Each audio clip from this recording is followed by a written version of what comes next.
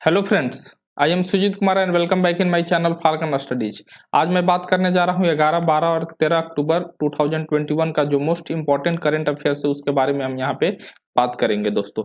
तो हम यहाँ पे चलते हैं सबसे पहले फर्स्ट क्वेश्चन पे कि Reliance new energy solar limited ने हाल ही में कितने मिलियन डॉलर में चाइना नेशनल ब्लू स्टार से REC को खरीदा है। याद रखिएगा, 771 मिलियन डॉलर में Reliance new energy solar limited ने चाइना नेशनल ब्लू स्टार से REC को एक खरीदा है। Reliance new energy solar limited has recently bot REC from China national blue star for how many millions dollar. तो ये 771 मिलियंस डॉलर में इन्होंने खरीदा है।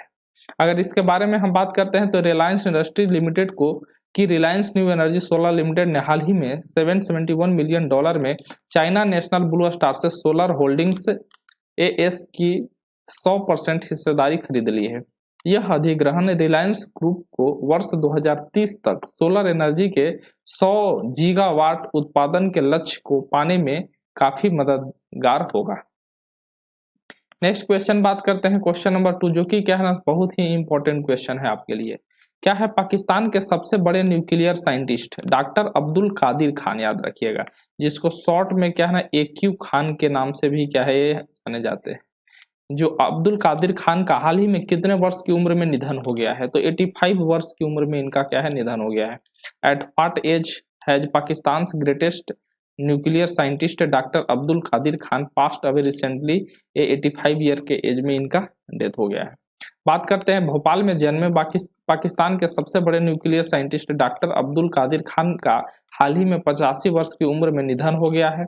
उन्होंने मुस्लिम देशों का पहला एटॉमिक बम बनाया था, इसलिए उन्हें इस्लामिक न्यूक्लियर बम का जनक भी कहा जाता है। फादर ऑफ न्यूक्लियर बम भी इनको बोला जाता है।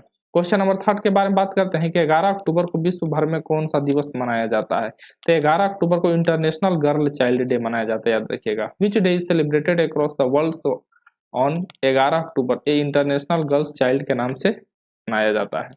11 अक्टूबर को विश्व भर में अंतर्राष्ट्रीय बालिका दिवस के रूप में मनाया जाता है। इस दिवस को मनाने का उद्देश्य बालिकाओं के सामने आने वाली चुनौतियों और उनके अधिकारों के संरक्षण के बारे में जागरूकता फैलाना है। यह दिवस वर्ष 2012 से मनाया जा रहा है। कब से मनाया जा रहा है? 2012 से मनाया जा रहा है। याद रखते हैं, BC पटनायक ने हाल ही में किस कंपनी के प्रबंध निदेशक के रूप में कार्यभार संभाला है। BC Patnaik has recently taken over the managing director of which company. AM life insurance corporation of India, LIC, जिसको शॉर्ट फॉर्म में क्या बोलते हैं, LIC के पदभार संभाले हैं, जिनका नाम है BC पटनायक। याद रखिएगा, BC पटनायक ने हाल ही में भारतीय जीवन बीमा निगम, जिसको LIC के नाम से जानते हैं, उनके प्रबंध निदेशक के रूप में कार्यभार संभाला है।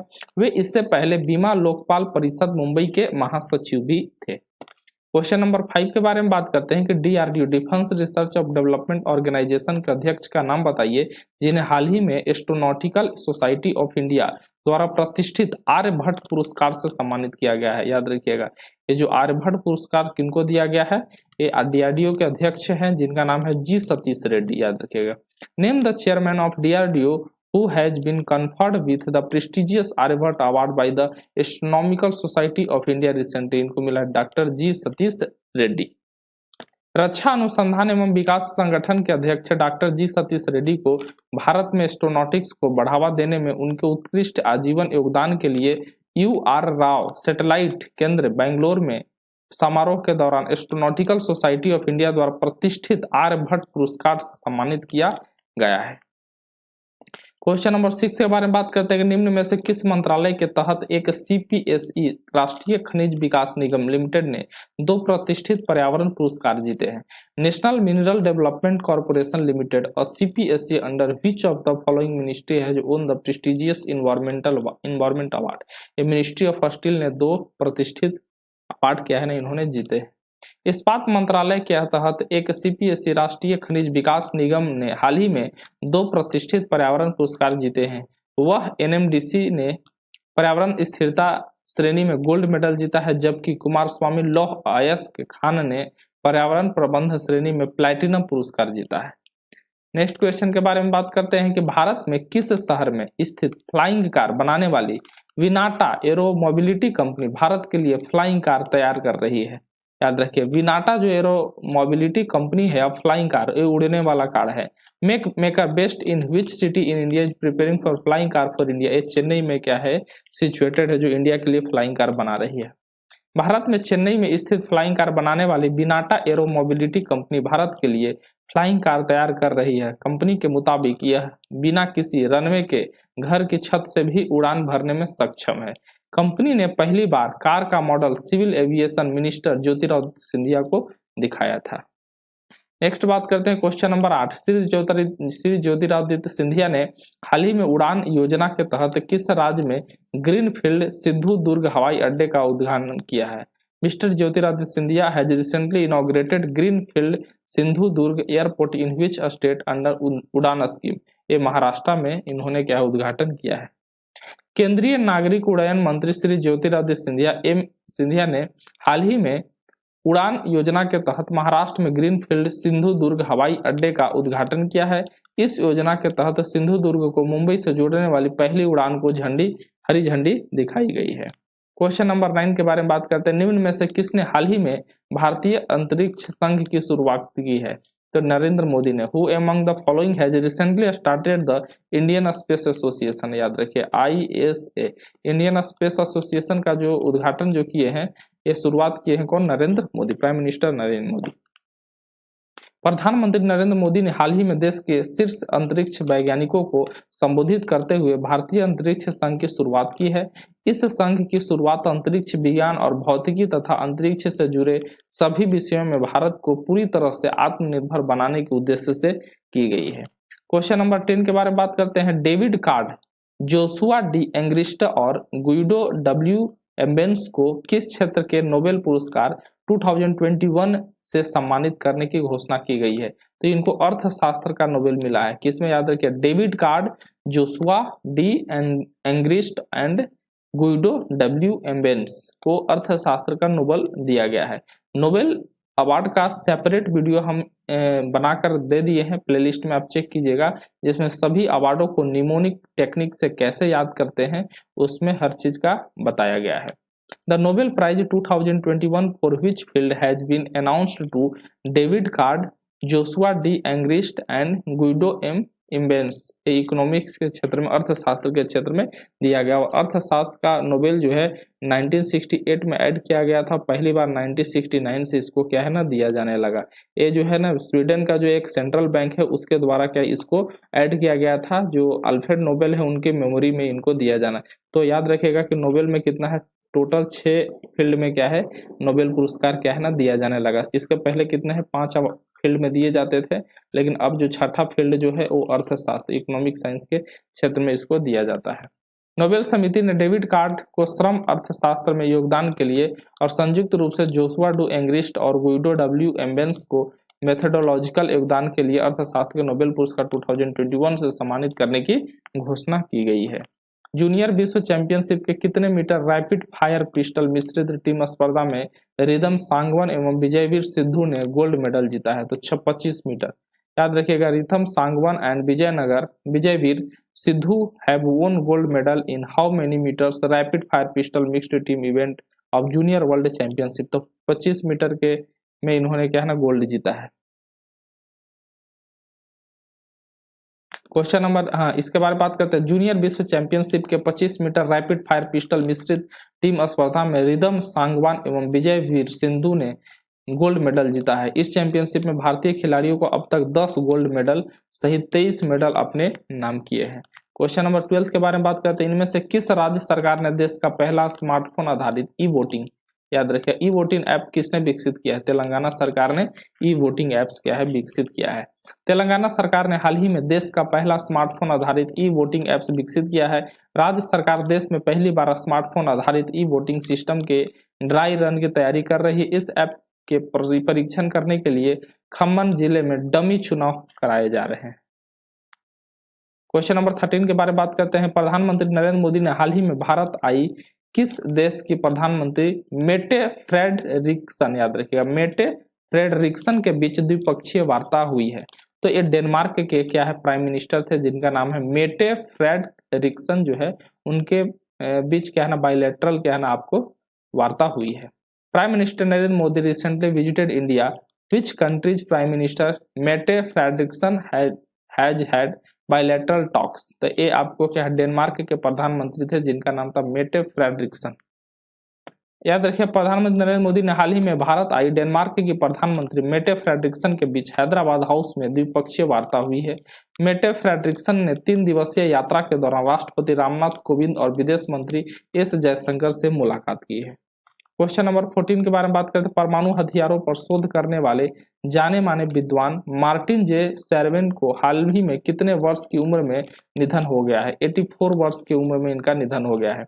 At what age has Martin S. Servin, a well-known scholar who researched nuclear weapons, passed away recently? 84 year के अवस्था में इनका देहांत हो गया है। परमाणु हथियारों पर शोध करने वाले जाने माने विद्वान मार्टिन जे सर्विन को हाल ही में 84 वर्ष की उम्र में निधन हो गया और 85 वर्ष में आज एक्यू खान का हो गया था, बता रहे हैं। उन्होंने भौतिक विज्ञानी जे रॉबर्ट ओपेनहाइमर पर शोध में करीब 2 दशक का समय बिताया था और उनकी जीवनी अमेरिकन प्रोमीथियस के लिए पुलित्जर पुरस्कार भी जीता था। याद रखिएगा, अमेरिकन प्रोमीथियस के लिए उनको क्या है, पुलित्जर प्राइज भी दिया गया है। क्वेश्चन नंबर 15 के बारे में बात करते हैं कि भारत ने किस देश के साथ पारंपरिक चिकित्सा प्रणालियों में अनुसंधान के लिए मिलकर कार्य करने का फैसला किया है? एक क्रोएशिया के साथ। With which country India has decided to work together for research in traditional medicine system? Croatia के साथ क्या इन्होंने बात किया है। भारत ने क्रोएशिया के साथ भारतीय पारंपरिक चिकित्सा प्रणालियों में अनुसंधान और विकास और यूरोप में आयुर्वेद को बढ़ावा देने के उद्देश्य से समझौता ज्ञापन पर हस्ताक्षर किए हैं। इस समझौता ज्ञापन का लक्ष्य यूरोपीय सदस्यों को स्वास्थ्य और पर्यटन उत्पादों को अधिक व्यापक पेशकश के लिए जोड़ना है। क्वेश्चन नंबर 16 के बारे में बात करते हैं। निम्न में से किस राज्य में पुरुषोत्तम रूपाला ने राष्ट्रव्यापी नदी पशुपालन कार्यक्रम का शुभारंभ किया है? तो उत्तर प्रदेश में क्या इन्होंने शुभारंभ किया है। In which of the following state Purushottam Rupala has launched the nationwide river animal husbandry programme? ये उत्तर प्रदेश में ये जो है पुरुषोत्तम रूपाला ने राष्ट्रव्यापी नदी पशुपालन कार्यक्रम का शुभारंभ किया है। इसके बारे में बात करते हैं। भारत के उत्तर प्रदेश के गढ़ मुक्तेश्वर ब्रिजघाट के केंद्रीय मत्स्य पालन पशुपालन और डेयरी मंत्री पुरुषोत्तम रूपाला ने राष्ट्रव्यापी नदी पशुपालन कार्यक्रम का शुभारंभ किया। इस कार्यक्रम में लगभग 500 लोगों ने भाग लिया। इस कार्यक्रम को प्रधानमंत्री मत्स्य संपदा योजना के तहत शुरुआत किया गया है। ये बहुत ही आपके एग्जाम पॉइंट ऑफ व्यू से इंपॉर्टेंट है। झारखंड कैडर के आईएएस अधिकारी का नाम बताइए जिसे प्रधानमंत्री नरेंद्र मोदी का सलाहकार नियुक्त किया, एडवाइजर नियुक्त किया गया है। अमित खरे इनका नाम है। Name the Jharkhand cadre IAS officer who has been appointed as the adviser to prime minister Narendra Modi. Amit Khare को बनाया गया है। झारखंड कैडर के आईएएस अधिकारी अमित खरे को प्रधानमंत्री नरेंद्र मोदी के सलाहकार के रूप में नियुक्त किया गया है। उनकी नियुक्ति को मंजूरी कैबिनेट की नियुक्ति समिति ने दी है। वे प्रधानमंत्री ऑफिस में भारत सरकार के सचिव के स्केल और रैंक पर अनुबंध पर नियुक्त किए गए हैं। क्वेश्चन नंबर 18 बात करते हैं। निम्न में से किस राज्य सरकार ने विवादास्पद विवाह संशोधन बिल 2021 को वापस ले लिया है? विच of the following state government has withdrawn the controversial marriage amendment bill जो 2021 को वापस लिया है? Government of Rajasthan. एक आपको आया था, अभी सर्वे आया था कि राजस्थान में 18 से जो कम वर्ष के जो महिलाएं का जो लड़कियों का शादी होता है सबसे ज्यादा राजस्थान में क्या है ना देखा गया। इसलिए क्या है, कम एज में शादी होने के कारण उनका भरपूर क्या है ना ग्रोथ नहीं हो पाता है। राजस्थान सरकार ने हाल ही में विवादास्पद विवाह संशोधन बिल 2021 को वापस ले लिया है। इस विधेयक के द्वारा राज्य में बाल विवाह को मान्यता और बढ़ावा देने का आरोप सभी सामाजिक संगठनों और विपक्षी दलों ने लगाया है। क्वेश्चन नंबर 19 के बारे में बात करते हैं। 13 अक्टूबर को विश्व भर में कौन सा दिवस मनाया जाता है? 13 अक्टूबर को विश्व भर international day of natural disaster reduction, याद रखिएगा, international day for natural disaster reduction, जिसको बोलते हैं अंतर्राष्ट्रीय प्राकृतिक आपदा न्यूनीकरण दिवस मनाया जाता है 13 अक्टूबर को। 13 अक्टूबर को विश्व भर में अंतर्राष्ट्रीय प्राकृतिक आपदा न्यूनीकरण दिवस मनाया जाता है। यह दिवस प्राकृतिक आपदाओं से होने वाले नुकसान को कम करने के लिए और समुदाय और सरकारों के प्रयासों के लिए मनाया जाता है। क्वेश्चन नंबर 20 के बारे में बात करते हैं। रामनाथ कोविंद ने जस्टिस राजेश बिंदल किस हाई कोर्ट का मुख्य न्यायाधीश के रूप में नियुक्त किया गया है? याद रखिएगा, रामनाथ कोविंद ने नियुक्त किया कि जस्टिस राजेश बिंदल को इलाहाबाद हाई कोर्ट का, याद रखिएगा, Ramnath Kovind has appointed justice Rajesh Bindal as the chief justice of each high court. Allahabad high court के जो है आपको जस्टिस इनको क्या है ना बनाया गया है, जिनका नाम है क्या, राजेश बिंदल। ये चीफ जस्टिस बनाया गया है इलाहाबाद हाई कोर्ट के राजेश बिंदल को। हरियाणा के अंबाला में जन्मे मुख्य न्यायमूर्ति राजेश बिंदल को रामनाथ कोविंद ने इलाहाबाद हाई कोर्ट का मुख्य न्यायाधीश नियुक्त किया है। उन्होंने कुरुक्षेत्र विश्वविद्यालय से विधि स्नातक की है। क्वेश्चन नंबर 21 के बारे में बात करते हैं। भारतीय फुटबॉलर सुनील छेत्री ने हाल ही में कौन सा अंतर्राष्ट्रीय गोल करके महान फुटबॉलर पेले की बराबरी कर ली है? 77th जो आपका गोल करके जो महान फुटबॉलर पेले थे उनका बराबरी इन्होंने कर ली है। Indian footballer Sunil Chhetri has recently equalled the great footballer Pele by scoring which international goal. ये 77th गोल करके इन्होंने उनकी बराबरी कर ली है। और जो सुनील छेत्री है इंडिया के फुटबॉल टीम के कैप्टन है। भारतीय फुटबॉलर सुनील छेत्री ने हाल ही में नेपाल के खिलाफ मैच के दौरान अपना 77वां अंतर्राष्ट्रीय गोल करके महान फुटबॉलर पेले की बराबरी कर ली है। इनके इस गोल ने सैफ चैंपियन में अपनी टीम को एलिमिनेशन के कगार से बचा लिया है। क्वेश्चन नंबर 22 के बारे में बात करते हैं। हाल ही में किसने सर्वसम्मति से स्वच्छ पर्यावरण के अधिकार को मान्यता दे दी है? संयुक्त राष्ट्र मानवाधिकार परिषद। Recently who has unanimously recognized the right to clean environment? ये इसका आंसर है United Nations human right council. Question number इसके बारे में बात करते हैं। संयुक्त राष्ट्र मानवाधिकार परिषद ने हाल ही में सर्वसम्मति से एक स्वच्छ, स्वस्थ और अस्थायी पर्यावरण पहचान करने के लिए स्वच्छ पर्यावरण के अधिकार को मान्यता दे दी है। स्वच्छ पर्यावरण का अधिकार सबसे पहले 1972 के स्टॉकहोम में घोषणा की गई थी। क्वेश्चन नंबर 23 के बारे में बात करते हैं। अलेक्जेंडर स्केलेनबर्ग को किस देश का नया चांसलर नियुक्त किया गया है? अलेक्जेंडर क्या है Schallenberg has been appointed as the new chancellor of his country. ये ऑस्ट्रिया के न्यू चांसलर इनको अपॉइंट किया गया है। अलेक्जेंडर स्केलेनबर्ग को हाल ही में ऑस्ट्रिया का नया चांसलर नियुक्त किया गया है। पूर्व चांसलर सेबेस्टियन कुर्ज ने भ्रष्टाचार के एक घोटाले में शामिल होने के कारण अपने पद से इस्तीफा दे दिया था। उनके अलावा माइकल लिनहार्ट विदेश मंत्री की भूमिका के लिए शामिल हुए जो फ्रांस में पूर्व राजदूत थे। क्वेश्चन नंबर 24 के बारे में बात करते हैं। भारतीय रेलवे ने किस रेलवे जोन में पहली बार त्रिशूल और गरुड़ नाम की दो लंबी दूरी की मालगाड़ियां शुरुआत किया? त्रिशूल नाम है पहला और गरुड़ दूसरा का है। दक्षिण मध्य रेलवे साउथ सेंट्रल रेलवे में क्या है आपको त्रिशूल और गरुड़ नाम के दो लंबी दूरी की मालगाड़ी मतलब क्या हुआ जो फ्रेट ट्रेन जो है उसकी शुरुआत की है, गुड्स ट्रेन। यहाँ बात करते हैं भारतीय रेलवे ने हाल ही में दक्षिण मध्य रेलवे जोन में पहली बार त्रिशूल और गरुड़ नाम की दो लंबी दूरी की मालगाड़ियां शुरू की है। यह मालगाड़ियां को सामान्य संरचना से दोगुनी या कई गुनी लंबी है, जबकि त्रिशूल दक्षिण मध्य रेलवे की पहली लंबी दौड़ने वाली ट्रेन है। क्वेश्चन नंबर 25 के बारे में बात करते हैं। विश्व के तीसरे सबसे बड़े ऊर्जा उपभोक्ता देश का नाम बताइए जिसने IIA ने एजेंसी का पूर्णकालिक सदस्य बनने के लिए आमंत्रित किया है। Name the world's third largest energy consumer country which has been invited by IEA to become a full-time member of the agency. India को निमंत्रण दिए। विश्व के तीसरे सबसे बड़े ऊर्जा उपभोक्ता भारत को अंतर्राष्ट्रीय ऊर्जा एजेंसी को पूर्णकालिक सदस्य बनने के लिए आमंत्रित किए हैं। अगर भारत इसे स्वीकार करता है तो नई दिल्ली को रणनीतिक तेल भंडार के 90 दिनों की जरूरत तक बढ़ाना होगा। क्वेश्चन नंबर 26 के बारे में बात करते हैं। कन्नड़ एक्टर सत्यजीत, याद रखिए important question. Kannada actor Satyajit का हाल ही में कितने वर्ष की उम्र में बेंगलुरु में इनका निधन हो गया है? 72 ईयर में इनका निधन हो गया है। कन्नड़ एक्टर सत्यजीत का हाल ही में 72 वर्ष की उम्र में बेंगलुरु में निधन हो गया है। उन्होंने बेंगलुरु के बोरिंग और लेडी कर्जन हॉस्पिटल में अभिनेता ने आखिर में सांस ली है। उन्होंने अपने एक्टिंग करियर में 600 से ज्यादा फिल्म में कार्य किया है। अब हम बात करते हैं मैच के बारे में, जो कि क्या है ना कल बहुत ही जबरदस्त क्या है ना मैच हुआ। एक तरफा मैच उसको हम बोल सकते हैं, लेकिन क्या जीत होता है। इसमें क्या है आपको चेन्नई सुपर किंग ने चौथा बार क्या है ना IPL टाइटल अपने नाम कर लिया है। चेन्नई सुपर किंग्स जो है वो आपको KKR को हराकर ये चौथी बार क्या है आपका जो कप जो है वो अपने नाम किया है। इनका जो कप है याद रखिएगा जो 2010 में हुआ, उसके बाद क्या हो जाए 2011 में हुआ, और जो है 2000 किस में हुआ 21 में हुआ। और जो अगर हम फोर्थ बात करते हैं तो ये हमारा कितना है 2018 में याद रखिएगा। 10 में हुआ, 11 में हुआ, 18 में हुआ, 21 में हुआ। ये हमारा क्या पहला बार, सेकंड बार, थर्ड बार और क्या है ना फोर्थ बार, ये चारों बार क्या है अपने नाम किए हैं। और एक कैप्टन इसमें कौन थे? महेंद्र सिंह धोनी।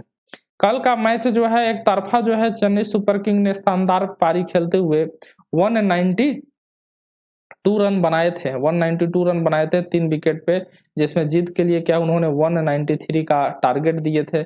लेकिन केकेआर बहुत ही क्या है कम रन बनाकर, और एक्चुअल में क्या है ये आपको अच्छा नहीं खेल पाए, और इनके जो पहले वाले जो विकेट जो हैं वो अच्छे थे, पहले वाले जो बैट्समैन जो थे वो अच्छे थे, लेकिन क्या है लास्ट में क्या वो अच्छे कर नहीं पाए, जिसकी वजह से इन्होंने क्या है मैच जिसमें शानदार जो पारी खेली है डुप्लेसिस, 59 बॉल खेलकर 86 रन का शानदार पारी खेलकर डुप्लेसिस अपने टीम को एक बहुत बड़ा ही क्या है ना योगदान दिए हैं। और जिसमें क्या उथप्पा बहुत कम टाइम खेले हैं लेकिन टीम को एक बहुत ही अच्छा लीड दिए थे, रोबिन उथप्पा का बहुत बड़ा योगदान रहा है।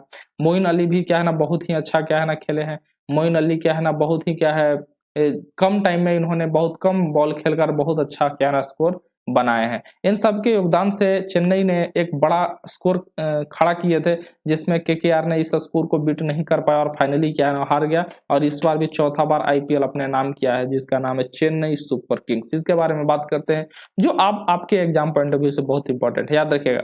2008 का जो आपका जो आईपीएल जो है वो राजस्थान रॉयल्स ले गई थी, 2009 का जो आईपीएल है डेक्कन चार्जर्स ले गई थी, 2010 का आईपीएल चेन्नई सुपर किंग्स, 2011 भी चेन्नई सुपर किंग्स, 12 में अगर बात करते हैं कलकत्ता नाइट राइडर्स, 13 में हमारा मुंबई इंडियंस, 14 में क्या है कोलकाता नाइट राइडर्स, 15 में मुंबई इंडियंस, 16 में सनराइजर हैदराबाद, 17 में फिर मुंबई इंडियंस, 18 में चेन्नई सुपर किंग्स, 19 में हमारा मुंबई इंडियंस, 2020 में मुंबई इंडियंस, और 2021 में फिर से चेन्नई सुपर किंग्स। तो यहाँ से बात करते हैं तो मुंबई इंडियंस के बारे में बात करते हैं, तो बस यहाँ पे याद रखना है, देखिए यहाँ पे 13 में क्या 13 2 15, 15 2 17, और उसके बाद 17 2 19, 19 अब 1 20, क्या 5 बार क्या इन्होंने क्या है ना लिया है। एक बार 13 में 1 2 3 4 5 बार क्या मुंबई इंडियंस, और 4 बार क्या है ना चेन्नई सुपर किंग्स क्या 2021 में क्या इन्होंने लिए हैं।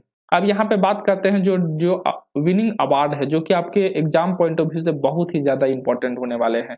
जो सबसे पहला अवार्ड है ऑरेंज कप। ऑरेंज कप जो है वो दिया जाता है जो सबसे ज्यादा रन बनाते हैं उनको ऑरेंज कप उनको दिया जाता है। तो ऋतुराज गायकवाड़ जो सीएसके को ओपनर प्लेयर हैं, ऋतुराज गायकवाड़ जिनको आपको 635 रन इन्होंने बनाए थे 16 मैच खेलकर, 16 मैच खेलकर 635 रन बनाए थे, जिनको क्या है ऑरेंज कप के यानी सबसे ज्यादा रन बनाने के लिए इस अवार्ड से इनको नवाजा गया है।